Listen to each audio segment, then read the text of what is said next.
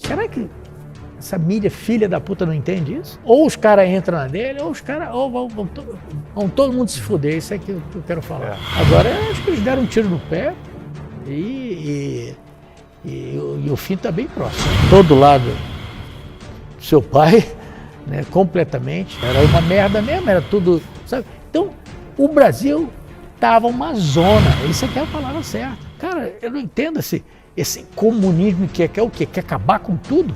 Eu não entendo isso. Eu não entendo isso. Estão falando em volta de Lula. Cara, ele não consegue nem sair na rua, cara. Sabe? Que nego vai dar tomatada nele. Acabou com o Brasil, foi fazer aeroporto na África, foi fazer o porto em Cuba, foi fazer... Em vez de fazer as coisas aqui, os hospitais aqui, tudo precisando. Que negócio é esse? Hoje em dia ninguém mais quer fazer publicidade na Globo. A Globo está caindo, ninguém mais quer fazer publicidade. Eles estão botando negócio, os preços estão caindo cada vez mais e eles vão entrar pelo cano. Nunca pagaram imposto, as matérias são totalmente mentirosas. E isso, cara, me cria uma revolta muito grande. Se achavam os deuses e agora estão aprendendo. Eu tenho certeza que se tiver o voto auditado direitinho, Jair Bolsonaro ganha no primeiro turno assim com 70% de vantagem. Se alguém entrar na tua casa, vai saber exercer a legítima defesa? Eu passo fogo. Brasília, a cidade que determina o rumo dos 210 milhões de brasileiros. Um lugar que desperta desconfiança em muita gente. E não é sem razão. Você sabe do que eu estou falando. Mas nos últimos tempos, o Brasil está começando a mudar. E goste ou não, essa mudança passa por aqui. Em uma era de fake news, onde a credibilidade da grande mídia se destrói a cada dia, o cidadão quer conhecer de perto a verdadeira revolução que vem ocorrendo em nosso país. Políticos, artistas, ativistas, personalidades de diversos setores que impactam a vida do povo brasileiro vão estar aqui. E você vai conhecer a verdade, descobrindo o que o Brasil precisa saber.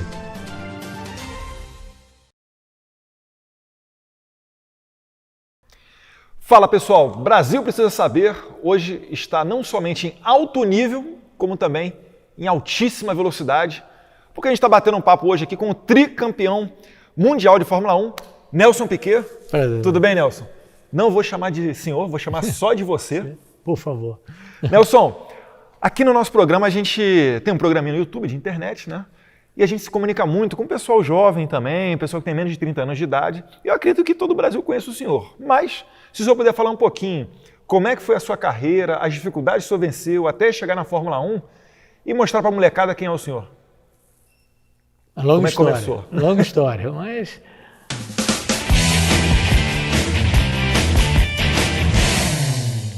Vamos lá. Eu sou carioca, mas vim morar em Brasília nos anos 60. Meu pai era político também. Seu pai era político? É. Qual cara? Ele é deputado? Ele foi deputado, foi ministro da Saúde, né? Ele era médico. E aí eu tive uma chance muito grande, aos 15 anos, de ir para os Estados Unidos, passar um ano lá estudando. E tinha uma matéria muito bacana que era Autoshop. Então você, por 40 minutos todo dia, você aprendia a soldar todo tipo de solda, aprendia a mexer com motor, lanternagem, isso, aquilo, e eu me apaixonei por isso. Quando eu voltei para Brasília, né, eu já não estava nem mais interessado em estudar, eu estava interessado a trabalhar, e foi uma revolta grande do meu pai também, porque eu era o caçula, todos os meus irmãos eram formados e eu queria ser mecânico. Aí comecei a trabalhar nas oficinas, né, fui mecânico de motocicleta, por causa do inglês me ajudou muito, eu fiz os cursos lá em São Paulo, com a Yamaha, e aí comecei a correr de moto, né, comecei a correr de cinquentinha e tudo, depois passei para o kart, e logo depois a Volkswagen fez uma categoria que chamava Super V, e aí obrigou mais ou menos os revendedores dos estados a patrocinarem um piloto de cada estado. E aí eu fui crescendo no automobilismo, na Super V, graças à Volkswagen, teve a Brasal aqui que me patrocinou aqui em Brasília. E aí eu consegui arrumar alguns amigos em São Paulo que me conseguiram patrocínio para ir para a Europa. Fui para a Europa, fiz o primeiro ano no campeonato europeu de Fórmula 3 muito difícil, mas cheguei bem, cheguei em terceiro no campeonato. E aí no segundo ano eu fui para a Inglaterra, que ia um outro brasileiro de São Paulo correr lá, e eu falei, não, eu tenho que ir onde a mídia está, porque não é de patrocínio e tudo. E aí nesse ano eu já fiz o meu próprio time lá, né? E ganhamos tudo, ganhamos 14 das 17 corridas de Fórmula 3. E aí foi um ano muito bom, que eu inventei o negócio de esquentar pneu, de regular os freios de dentro do carro e tudo. E aí fui direto para a Fórmula 1. Aí me chamaram para fazer algumas provas já em 78, né? Eu fiz algumas provas, andei muito bem. E aí o Bernie, que ainda não era o dono da Fórmula 1, mas tinha a equipe braba, me convidou para fazer as 2 últimas corridas. Eu queria só fazer uma, porque eu queria ganhar a última corrida em Silverstone de Fórmula 3, que era muito importante. Então eu fiz a corrida de Silverstone, ganhei e fui correr no Canadá de Fórmula 1, já na Brabham. E aí assinei por 3 anos, eu corri 79, junto com o Lauda, né?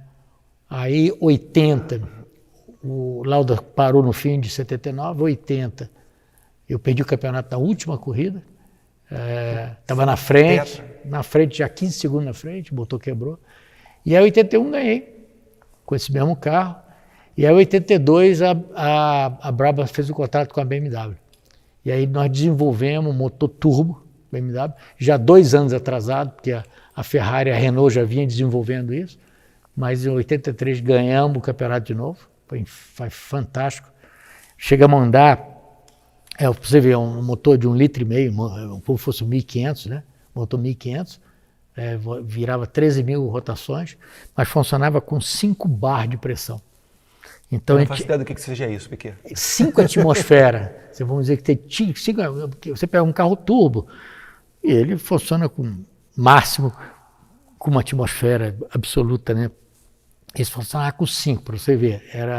Na classificação tinha 1.400 cavalos. Só isso? Só isso. E corria com 1.000 cavalos na corrida. Ganhamos o campeonato. Só para o leigo ter uma noção, carro 1.0 tem quantos cavalos? Deve ter 80, 90. E tinha 1.000 e? Em classificação tinha 1.400 cavalos. Só um pouquinho de diferença, hein? Eu tenho um Puma aqui com motor desse.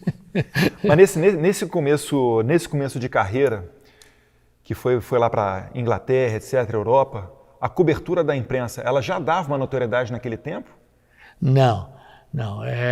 Quem era organizado, que tinha coisa de press release, que mandava notícia, isso, aquilo, né? A gente era bicho do mato, nós saímos daqui e a gente queria correr e ganhar. A gente estava pouco ligando para o que ia sair aqui, o que não ia sair. Não, só saía aquelas matérias pagas, né? Que você pagava um consultor, o cara escrevia tudo. Eu não tinha isso, eu corria, né? Eles foram descobrir, São Paulo, a imprensa de São Paulo me descobriram quando eu ganhei o primeiro campeonato em 81. Antes disso, ninguém falava. Eu era muito conhecido na Inglaterra, na Itália, tudo, mas no Brasil não. E aí veio os anos todos, né? Aí ganhei 83, aí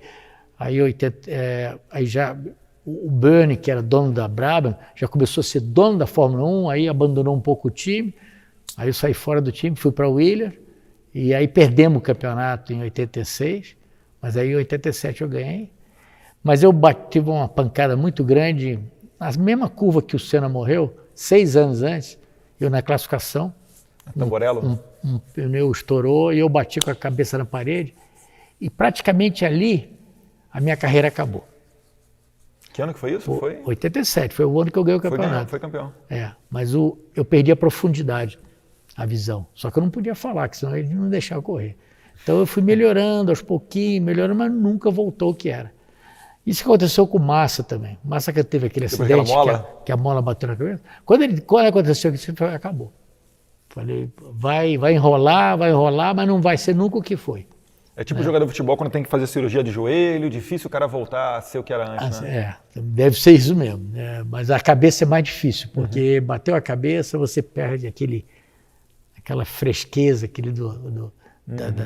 do reflexo. Você falou aqui, Piquet, negócio de freio, fez o negócio de aquecimento na pista, etc. O senhor é muito conhecido por essas questões de acertar o carro.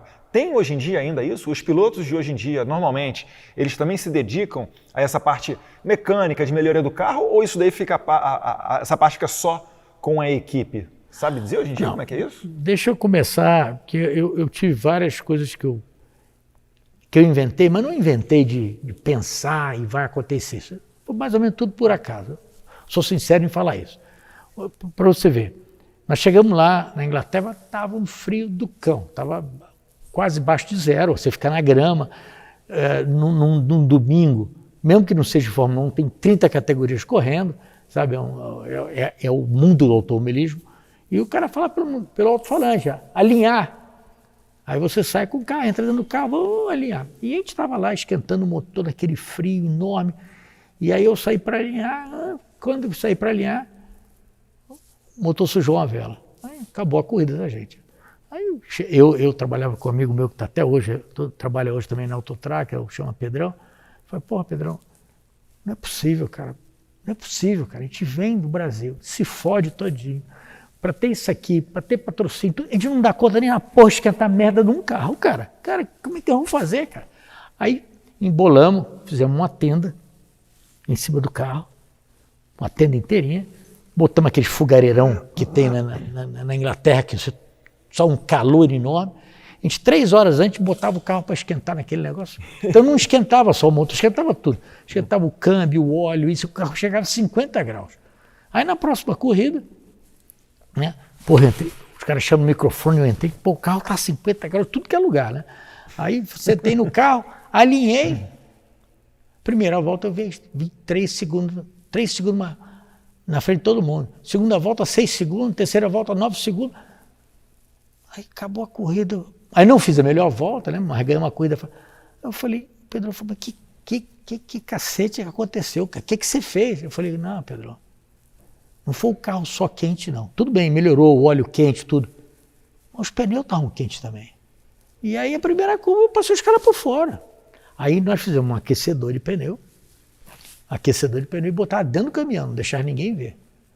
Quando os caras acordaram, nós ganhamos todo o campeonato. Ganhamos 14 corridas, ganhamos tudo, os caras nem imaginavam. Quando eu fui para a Fórmula 1, o Gordon queria fazer o pit stop. Eu falei, olha, você pode até fazer o pit stop, mas se na hora de botar o combustível, botar os pneus frios, não vamos perder 3 voltas para esquentar os pneus. Se não esquentar os pneus, não tem jeito. Foi para esquentar os pneus como? Aí eu fui lá na Halt, que era a fábrica da Fórmula 3, na sucata lá, peguei o meu negócio de aluguei um caminhão, porque não acreditava em mim. Pô, tinha que ter patenteado. Patenteou, Piquet? Não. Pô. Peguei o aquecedor que era com fogão, era com fogãozinho de casa. Aí peguei lá e trouxe para ele. Aí ele fez um negócio muito mais sofisticado, mas aí começou. Aí todo mundo começou a esquentar pneu, botar aquela manta em volta. Manta em volta. Aí tudo modernidade, né? Agora, para continuar aqui que você me perguntou, hoje em dia, a telemetria, a eletrônica no carro é tão avançada que o cara está guiando lá, eles no box estão sabendo tudo o que está acontecendo, tudo, e na fábrica também. Então, o cara está guiando, mas eles têm pelo menos uns 20 caras por trás, olhando todos os pontos, isso, que sabe se o carro está escorregando de frente, sabe se o carro está virando muito, sabe se o carro está virando... Eles sabem de tudo. Então, o piloto hoje não tem mais, não precisa ter. Ele precisa ser perfeito, não pode errar, sabe? Ter uma estratégia muito grande dentro de casa que fala que ele tem que fazer. Você viu na última corrida, o Hamilton não conseguia chegar no Verstappen. Ele parou antes, né? Trocou os pneus, aí ele descontou com o pneu novo mais tempo. Quando o Verstappen parou, ele já estava na frente e não teve mais jeito. Então, sabe, então tem tudo estratégia, mas não é o piloto que faz. É os caras que faz conta de décimo de segundo, todas as voltas, isso, aquilo, a melhora do carro, isso aqui. Então, na nossa época, a gente era o Wi-Fi e a gente fazia toda a comunicação, parava o cara e falava, e aí? O carro está saindo de frente na curva de alta, ele precisa um pouquinho mais de asa, as curvas de baixa tem pouca tração, tem que ter uma bola um pouquinho mais mole atrás. A gente tinha que ter esse conhecimento, né? E esse conhecimento, como eu nunca trabalhei com engenheiro, sempre fiz tudo, eu tinha todos os conhecimentos. A única coisa que eu tive que aprender quando eu assinei com a Brabham era escutar a informação, como o Lauda passava a informação para o engenheiro. Então, todos os primeiros 5 treinos, eu não treinava, quem acertava o carro era ele, e eu ficava escutando a maneira que ele falava. Era a única coisa que eu precisava aprender, né? Você acha que perde um pouco da graça uma tecnologia tão alta quanto essa? O piloto ele acaba sendo mais aquele cara que realmente guia o carro, mas não tão mais aquele que acerta? Ou acha que é... Os tempos mudaram, né? Sabe, mudou tudo, né? Hoje em dia você não vive mais sem um celular, você não vive mais sem um computador, mudou, sabe? Eu não digo que é certo que é errado, aquele tempo era daquele jeito, eu adorava do jeito que era, os câmbio na mão, embreagem, tudo. Passava a marcha toda a corrida? Toda a corrida, tudo com marcha, isso, aquilo. Hoje em dia você fala para a molecada nem sabe o que marcha, o que é. Hoje em dia... É igual televisão, o cara olha a televisão. Hoje em dia, só tem carro de marcha aqui porque ainda o Detran só aceita isso, porque senão todo mundo ia ter carro automático. Uhum. Sabe? Então, eu acho que como é que chama? É o progresso, natural. A evolução natural. Sabe? Mas se pegar esses pilotinhos de hoje e botar nesses carros aqui atrás, o cara vai dar uma penada, hein? Vai nem saber passar marcha. É verdade. Mas olha, hoje em dia o carro elétrico é tão superior a um carro a combustão que... mais econômico, tem questão ambiental. Não é nem isso, eu estou falando de performance. Eu olho na hora da performance. O carro elétrico na performance é tão melhor que você, sabe, é difícil você enxergar outra coisa. Sabe? Tinha um pessoal até que está organizando o primeiro rally de carro elétrico do Brasil, salvo engano é o primeiro, que estavam querendo chamar o meu pai, o Jair Bolsonaro, né? E aí eu pensei, olha, que negócio, né? Porque a gente sempre pensa no aquele jipão, né? O carro bruto, a diesel, papapá, e nem me dei conta, já tem carro elétrico até para rally, né? Mostra aí a evolução, como é que vai acontecendo. Mas, Piquet, uma das coisas também que mudou de lá para cá foi que a Globo, depois de 40 anos, perdeu os direitos de transmissão da Fórmula 1 para a Band, né? O senhor teve pelo menos, aí de cabeça que eu lembre aqui, pelo menos uns 2 vídeos em que o senhor critica, fala da Globo, etc. Como é que o senhor vê essa situação, né? A Globo perdendo esses direitos, se tornando uma empresa que sempre teve o domínio absoluto, não só do automobilismo, mas também do futebol, transmissão de Copa do Mundo, etc., e entrando meio que nessa, entre aspas, vamos dizer assim, nessa decadência. O senhor enxerga na guerra particular da Globo com o Jair Bolsonaro um fator que está levando a sociedade a enxergar a Globo com outros olhos? Eu acho o seguinte, eu acho que essa briga da imprensa em geral, da televisão aberta, isso, aquilo, contra o nosso presidente, eles estão tomando um tiro no pé feio, porque hoje com a mídia social, todo mundo que não tem nem uma bicicleta tem um telefone. E todo mundo está vendo o que está acontecendo e é ridículo. Hoje não adianta nem assistir televisão porque as matérias são totalmente mentirosas que acontece. E isso, cara, me cria uma revolta muito grande. Agora, o tiro no pé que a Globo deu não foi nem a perda do dinheiro da transmissão. Não o dinheiro do governo, dos patrocínios do governo, tudo. Não, hoje em dia ninguém mais quer fazer publicidade na Globo. A Globo está caindo, ninguém mais quer fazer publicidade. Eles estão botando negócio, os preços estão caindo cada vez mais e eles vão entrar pelo cano. Nunca pagaram um imposto, sabe? Se achavam os deuses e agora estão aprendendo. Eu estou do lado do seu pai, né, completamente, e eu acho um absurdo. A Globo, a minha história do automobilismo, sabe?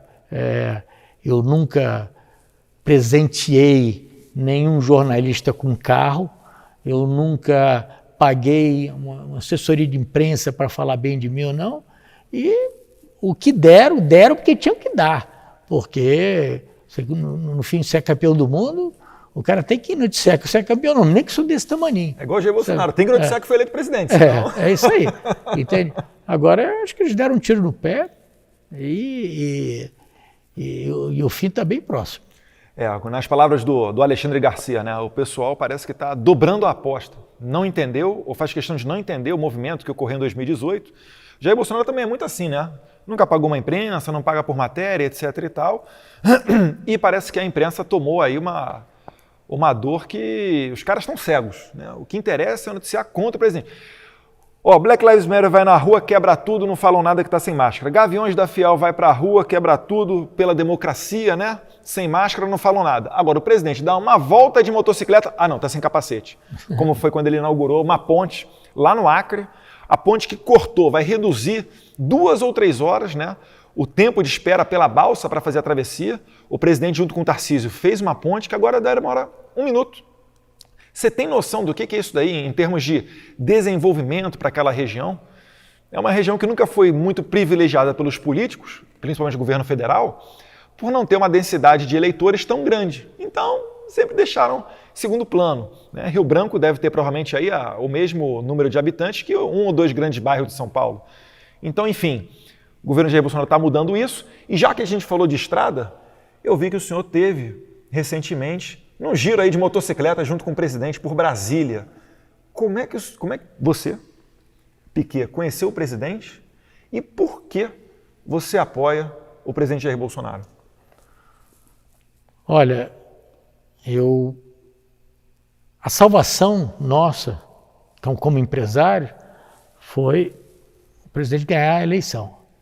E vou fazer tudo, todos os conhecidos que eu tenho, tudo, para isso continuar, porque se o partido de esquerda entrar de novo, eu vendo tudo que tem aqui e vou embora.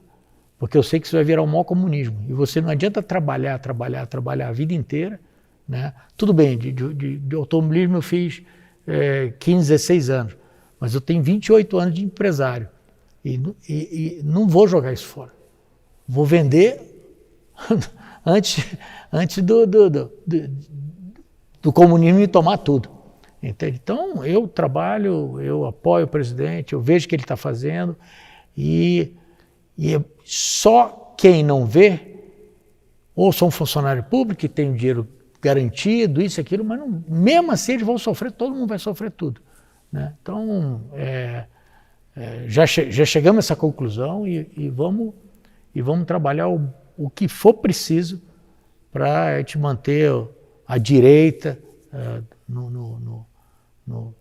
daqui a 5 anos e meio vamos escolher outro cara bom para junto com o Jair Bolsonaro, outro cara bom para substituí-lo, né? E puxa, que você pode ver de honestidade? Você vê tudo, cara, tudo dando certo, tudo. Será que eles não enxergam? Será que, sabe? Eu não entendo isso, cara. Eu não entendo isso. Estão falando em volta de Lula. Cara, ele não consegue nem sair na rua, cara. Sabe? Que nego vai dar tomatada nele. Volta de Lula. Eu não entendo essas coisas, cara. Não tem. Acabou com o Brasil. Foi fazer aeroporto na África, foi fazer porto em Cuba, foi fazer. Em vez de fazer as coisas aqui, os hospitais aqui, tudo precisando. Que negócio é esse, cara? Nunca levou água para o Nordeste, nunca. Pô, hoje eu vejo o Exército tá furando poço, artificiando todo o Nordeste furando lá. Pô, isso aí sim, é progresso para o Brasil, isso aí é fazer o pessoal viver bem. Isso, cara, eu não entendo esse comunismo que quer o quê? Quer acabar com tudo, sabe? Isso que eu nunca fui político, nunca gostei de político. Hoje eu estou me enfronhando e vendo a sacanagem que foi feita no Brasil, sabe? É uma coisa impressionante, né? Agora, será que o pessoal não enxerga? Não é disso. Não é todo mundo, porque hoje eu tenho certeza que se tiver o voto auditado direitinho, Jair Bolsonaro ganha no primeiro turno assim com 70% de vantagem. Isso eu tenho certeza. Onde eu faço, com quem eu converso, um ou outro que é até da família minha, um ou outro que é totalmente cego. Por quê? Porque é funcionário público, tem um dinheirinho lá, mas não faz nada e acha que que do jeito que está, tá bom. Sabe? E a gente estava até comentando aqui pelos bastidores, né, que antigamente, coisa de 10 anos atrás, o brasileiro não sabia o nome talvez de nenhum ministro do STF. Hoje em dia é bem provável que se você sair às ruas perguntando, os brasileiros saibam mais nomes de ministros do STF do que titulares da seleção brasileira. Você acredita, Piquet, que hoje o brasileiro está passando por um processo de amadurecimento ou talvez mais ligado na política de tanta revolta que ele teve desses tempos de PT? Sem dúvida, sem dúvida. Eu vejo pelo meu caso, há 10 anos atrás é o que eu falei.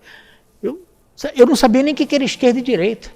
Não sabia, sabe? Aí você vem vendo o que vem acontecendo, porque é o seguinte, a ignorância e tendo toda essa imprensa paga pelo governo, abafa tudo. Você não está sabendo o que está acontecendo. Não está sabendo. Hoje não. Hoje está às claras. Né? E hoje você vê a diferença do que aconteceu. Todas as estatais dando lucro, sabe, o negócio progredindo. Desculpa você ver como é que é. Eu acompanhei o presidente lá na inauguração da ponte e teve o discurso do presidente da Caixa Econômica. O presidente falou, olha, primeiro que antigamente a Caixa Econômica emprestou dinheiro para duas empresas, uma não pagou. Depois que nós entramos, nós emprestamos dinheiro para 350 mil microempresas. Cara, é uma coisa que está certa. Então, e outra coisa, a Caixa Econômica não tinha nem contabilidade. A contabilidade estava atrasada há 3 anos. Porque ninguém se importava em ter o balanço e nada. Era uma merda mesmo, era tudo, sabe? Então, o Brasil estava uma zona. Isso aqui é a palavra certa. E, com isso, sabe, vem depurando todos esses problemas. Agora, se essa imprensa maldita não quer ver isso, é as razões dela. Vão quebrar, porque não tem mais patrocínio, não tem mais isso, sabe? Não tem o dinheiro fácil, né? E eu vou falar, eu tiro o chapéu aí pelo que o presidente está fazendo. É duro, não tem jeito, não tem esse negócio de negociar com o Congresso, com isso, com aquilo. Ou os caras entram na dele, ou os caras vão todo mundo se fuder. Isso é que eu quero falar. E o que propicia o presidente da República, por exemplo, nomear o presidente da Caixa, que é o Pedro Guimarães, que tem feito um trabalho sensacional, né? Inclusive batendo recordes de lucros, etc. O que permitiu o presidente a nomear o Dream Team dos ministros foi justamente você, que fez campanha de graça para o presidente da República. Porque nunca nesse país se viu um cavalo azarão igual o Jair Bolsonaro gastar nem $1 milhão na sua campanha e ser eleito. Tanto que ele sempre foi motivo de chacota. A esquerda, quem vive nessa bolha, né, dessa elite de Folha, Globo, etc., o pessoal nunca acreditou que um tipo tosco igual o Jair Bolsonaro fosse ser eleito presidente da República. Mas ele foi eleito graças às tias do Zap, ao povo na rua, e está fazendo o seu governo voltado para a população brasileira. Tanto que o Tarcísio, as obras que ele inaugura, com frequência, 20 anos atrasada, 30 anos atrasada, não sei quantos bilhões acima, né, do esperado, que foi a transposição do Rio São Francisco, que chegou no Ceará, um negócio de uns 8 bilhões a mais do que o preço inicial, há uns 8 anos de atraso. O Lula, tem vídeo do Lula prometendo a obra, tem vídeo da Dilma prometendo a obra, e quem é que concluiu? O presidente Jair Bolsonaro junto com o ministro Tarcísio. Então eu concordo também, eu acho que o brasileiro está passando por esse processo de amadurecimento, e eu acho que em 2022 vai ser maior, né? Em 2018, tem muita gente, Piquet, que fala, não, foi uma onda que deu e passou. Eu acho que depois de 2018, nada mais será igual. O senhor enxerga na internet esse veículo que vai bypassar, que vai dar uma volta na imprensa? Você acha que a internet veio para ficar? Não, sem dúvida, mas não é só isso. Tudo que está sendo feito hoje vai dar uma repercussão enorme. O Nordeste vai ser o maior produtor de tudo. A terra é boa, só faltava água. O Exército fazendo poço em tudo que é lugar do jeito que estão fazendo, vai ter água em tudo que é lugar. Sabe? Você vai ver com essa água, você vai ver o que o solo é fértil. Então você vai ter produção no Nordeste, vai sair da pobreza. O Brasil já é o maior produtor de tudo. Vai aumentar muito mais, sabe? E isso aqui, será que essa mídia filha da puta não entende isso? Complicado. Eu, inclusive, tive recentemente, passei um finalzinho de semana ali em Petrolina e Juazeiro, né? Norte da Bahia, divisa com Petrolina em Pernambuco. Visitei lá uma vinícola da Miolo, Terra Nova, vinho altíssimo nível, coisa que você não imaginaria, né? E exportação, acho que mais de 90% da produção nacional de manga vem dali. Manga, uva, os caras têm tudo, tem tudo. E você pensa que ali é o semiárido, né? É o Nordeste, que o pessoal fala, Nordeste de verdade, o Agreste, enfim. Então, realmente, o Nordeste tem um potencial não só de produção, mas também de turismo, que é mal aproveitado. Se a gente, aos poucos, começar a melhorar a questão da segurança, como foi em 2019, que foram reduzidos em quase 20% o número de homicídios, se isso daí for um movimento que realmente se tornar permanente, poxa, a gente tem tudo para decolar aqui nesse país. E, Piquet, uma das pautas do presidente é a defesa da família. Você criou 7 filhos, não é isso? Sabe o nome de todos eles ou faz igual o presidente, que fala de 01, 02, 03, 04, 05? 7 filhos, e tem 2 netas também que praticamente foi criada em casa, na nossa casa, então eu acho que é muito bom isso. Qual é o desafio de você ter que levar a carreira e criar os filhos? Porque na Fórmula 1 você vai girando o país inteiro, o mundo inteiro, né? E a família... logicamente, eu guiei na Fórmula 1 uma época que morreram 11 pilotos, né? Então a gente não sabia bem o que ia acontecer com a gente no próximo ano, né? E aí eu tive vários filhos na Europa, mas tive também a sorte de trazê-los para morar comigo. Então praticamente todos eles vieram morar comigo, não? E a minha esposa criou todos eles, e eu tive mais 2 aqui depois. Então... Estão todos criados? Estão todos criados, o mais novo tem 20 anos, né? Então não tem muito mais problema. Mas é muito bom ter uma família grande, reunir todo mundo, isso, aquilo. Legal demais. E a gente vê nesses carros todos aqui, você falou que hoje em dia até a tua vida de empresário já tem mais tempo do que a vida de piloto. Você vê muita diferença do Brasil de hoje para o Brasil do PT? Assim, na visão de um empresário? Será que você acha que o Brasil hoje tem um rumo diferente do passado? Olha, eu nunca tive muito medo, eu nunca tive rabo preso, nunca fiz nada errado. Então eu fui receber um casco de ouro com toda a família, meu filho tinha 8 anos, o Pedro e tudo, e o entrevistador foi fazer uma gracinha e perguntou para ele, seu pai fala muito palavrão? E o meu filho de 8 anos falou, só quando ele vê o Lula na televisão. Isso aí gerou um fiscal dentro da minha empresa por 3 anos. O cara não conseguiu me dar uma multa. Então, eu não tenho rabo preso. Eu trabalho pouco com o governo, muito pouco com o governo. 98% de tudo é privado, né? Mas tem alguns órgãos do governo que querem que o meu sistema, porque não existe outro para fazer a mesma coisa e tudo. Mas eu, prefiro não ter nada com o governo, não ter rabo preso, porque você vê, né? A corrupção antigamente era uma coisa, a minha empresa tem 28 anos.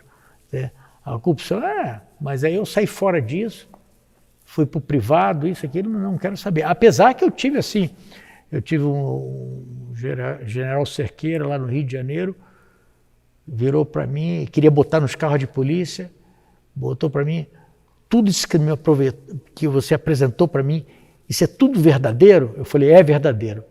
Você tem esses aparelhos? Tem esse aparelho. Então olha no meu nome, olha no meu olho e aperta a minha mão. Aí, então eu vou comprar. Assim mesmo. Ele falou, você pode trazer? Eu falei, eu posso trazer os aparelhos amanhã, que eu botar no caminhão e trazer aqui. Aí eu botei nos 600 carros de polícia no Rio de Janeiro.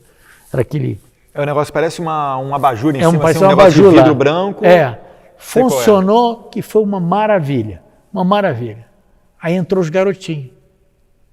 Pararam de pagar. Os caras da Polícia Militar vinham aqui e falavam, pelo amor de Deus, não desliga. Se você desligar, a gente perde todo o controle da polícia. Eu falei, cara, eu estou quase 1 ano sem receber, cara. Ele falou, não, pelo amor de Deus, vamos lá conversar. Eu nunca recebi. Demorei mais 1 ano para desligar, né? Para você ver como é que é. Complicado. É complicado. Aí dali eu falei, não vendo mais para o governo. É complicado, é complicado. Piquet, tem muito... O senhor não, você. Você é famoso por não seguir o politicamente correto. E hoje em dia a esquerda ela promove a chamada cultura do cancelamento, onde qualquer pessoa, não precisa ser de direita não, se a pessoa não for de esquerda, já vai lá, Sleep Giants, Felipe Neto, não sei o quê, vai para cima e tenta cancelar para levar à miséria, né, aquele empreendedor da área privada ou tentar a demissão se for um ocupante de cargo público. Você não tem medo não de sofrer um cancelamento por aparecer junto com o presidente, volta de moto, conversando, até mesmo talvez dando essa entrevista aqui pra gente? De jeito nenhum. Agora eu te falo o seguinte, se por acaso a esquerda voltar, hoje eu saio do país. Eu ouvia muito isso daí no tempo de campanha. A quantidade de pessoas que diariamente falavam, né? Tem condição, tem parentes que moram no exterior, ou tem outra cidadania, ou também tem essa vontade de vender tudo e sair do Brasil, caso continuasse com tanta insegurança, esquema de corrupção e etc. E isso em 2018 era assim, diário. E dá para você ver que realmente é verdadeiro. Porque você imagina, o Brasil, é só você ver com quem que o Lula e a Dilma se relacionavam. É Fidel Castro, Chávez, Maduro, Kirchner, tal. Não tem como você dizer que isso daí vai gerar prosperidade. E a gente já tem exemplo internacional de país comunista que não deu certo em lugar nenhum. Conhece algum país comunista que deu certo? Para você ver, eu tenho, depois que eu parei de correr, tem 30 anos agora, eu nunca me relacionei com nenhum presidente. Nunca. Agora, eu para montar a Autotrac, eu tive que quebrar uma barreira impressionante. Porque eu precisava alugar um transponder num satélite brasileiro, que era da Embratel. A Embratel tinha 50% dos transponders inoperantes e não queriam alugar.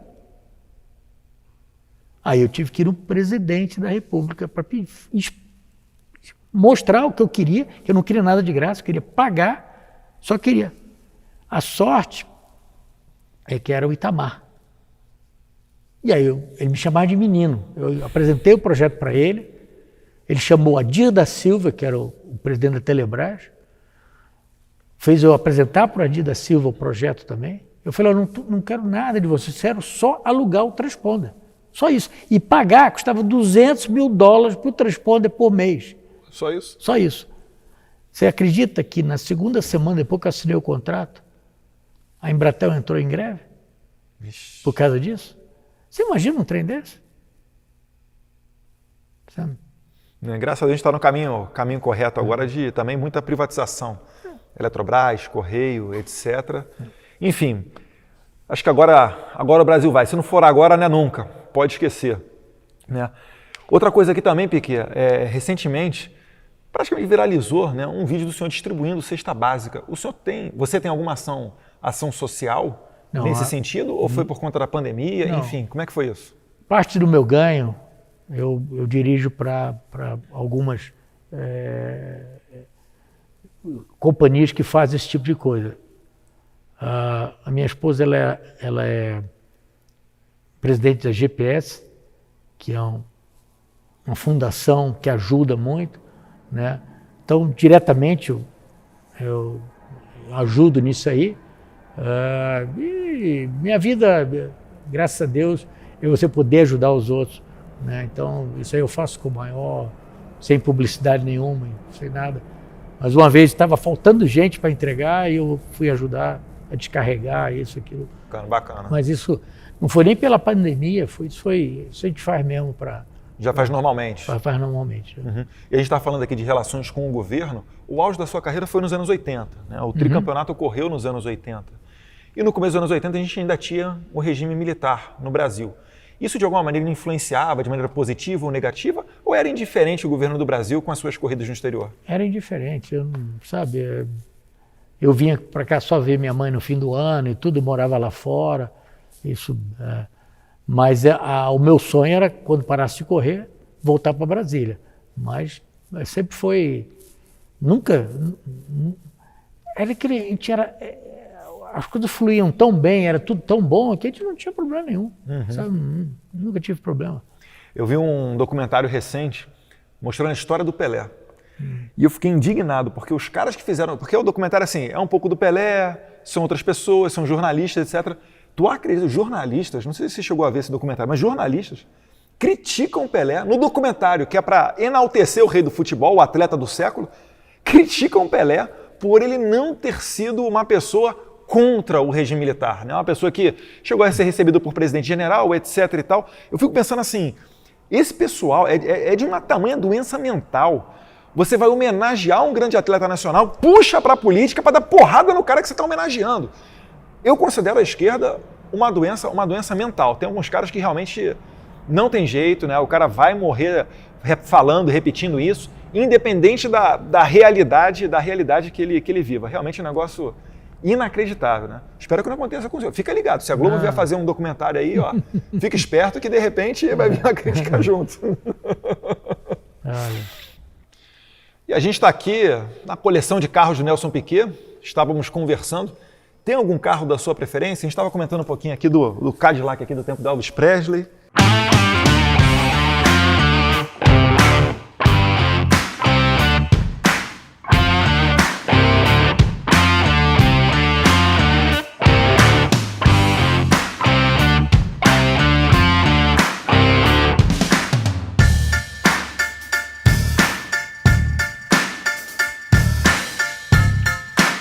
É o bag, aqui o bag está no carro, aí tem o Patrese, a Lesi, Prost.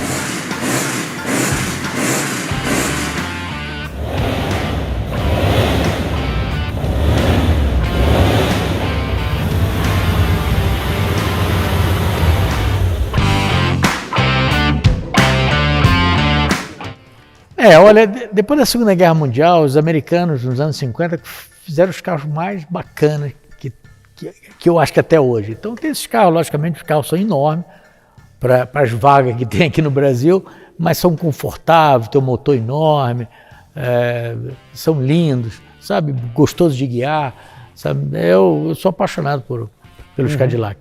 Mas tem Rolls Royce, tem uns antigões do lado de lá também. Qual o carro mais antigo que você tem aqui, Piquet? Eu tenho um Rolls de 1926, que era da família Guilherme, lá do Rio de Janeiro. Pô, do pessoal Guilherme lá, Jorginho Guilherme. O Guilherme ficou duro, vendeu para os Copenhague de São Paulo e depois eu acabei comprando deles. E o mais rápido que tem aqui, qual que é? Eu tenho um Ford GT ali, aquele que fez aquela filme Ford vs Ferrari. Eu tenho um Ford GT daí. Não, bem interessante os carros, né? Tá ali do lado de lá. E você se acidentou uma vez na Fórmula Indy, né? Bateu a 340 km por hora. Como é que foi isso daí, Piquet? Que bater 340 km por hora foi ganância, todo dia, né? Foi ganância, viu? Eu tinha parado de correr, me ofereceram muito dinheiro para ir para fazer a corrida, eu não quis, ofereceram mais ainda, aí eu falei, foi ganância, eu já tinha parado de correr. Aí fui para lá e aí fez o muro entre parar de correr e começar a trabalhar. E ali foi no circuito oval? Foi. Fórmula Indy 340, né? Isso mesmo? Tô errado ou não? Foi por aí mais ou menos? Era mais do que isso aí. Era mais que isso? Eu bati, a volta anterior eu já estava andando a 300, quase 390 por hora. Cara, talvez aí um recorde então, hein? Não, hoje em dia os caras andam. Sensacional. Eu já rompi 2 ligamentos, né, de joelho, né? Do joelho esquerdo e do joelho direito. 6 meses de fisioterapia, imagina isso daí. Olha aqui, ó. Isso aqui é o carro, isso aqui é meu capacete, olha o pedacinho que eu fiquei aí para dentro. Ficou encurtadinho. Aí quebrou tudo aqui, quebrou as pernas todas, os pés, tudo, eu tenho dos pés todos.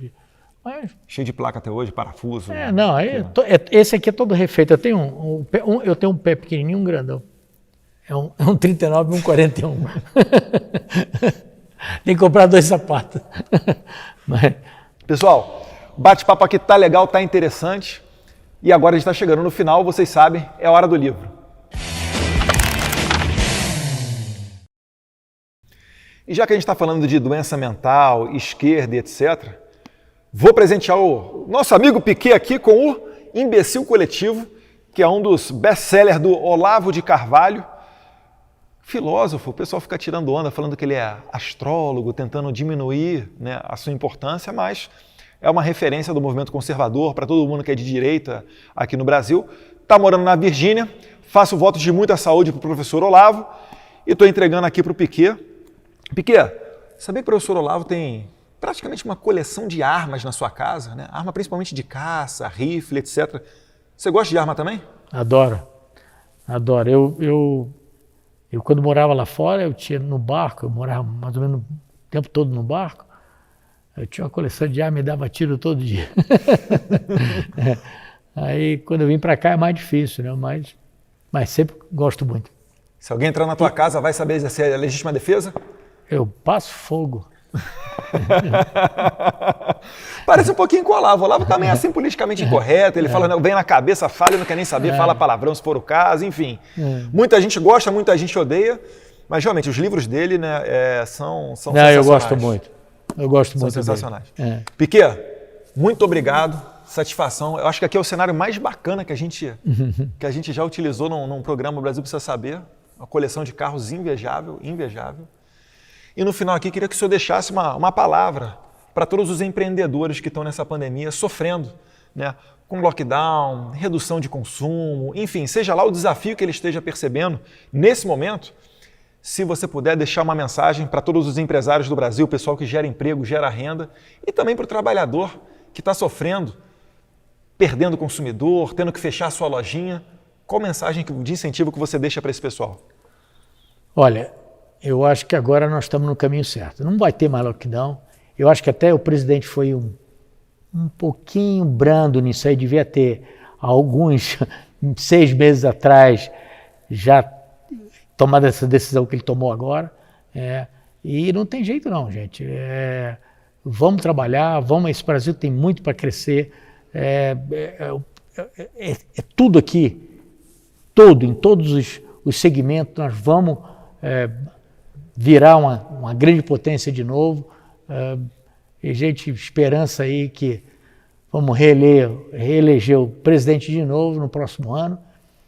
E depois achar um cara muito bom para substituir ele daqui a 5 anos e meio.